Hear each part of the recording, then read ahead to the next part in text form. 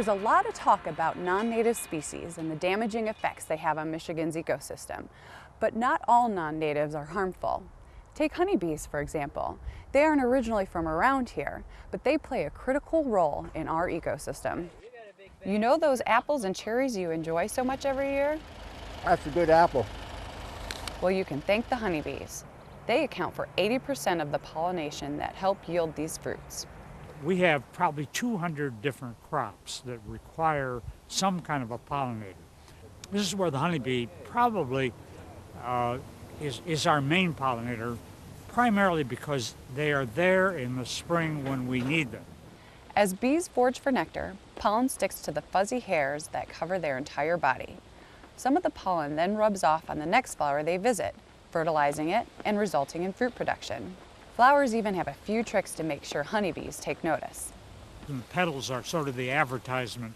The shape of the flower, the color of the flower, the fragrance, the odor of the flower, all of these are aspects of attracting the honeybee. Bees are very busy insects, visiting 50 to 1,000 flowers in just one outing. They make about 14 trips out of the hive each day, foraging for pollen and nectar. Unfortunately, over the years, bees have suffered a large decline in population caused mainly by insecticides. The disruption in pollination has dramatically affected entire ecosystems. If honeybees continue to disappear, billions of dollars will be lost in agriculture. It is now up to the beekeeping industry and local beekeepers to help promote and maintain a healthy honeybee population by providing safe structures for bees to build their hives. Honeybees are social insects.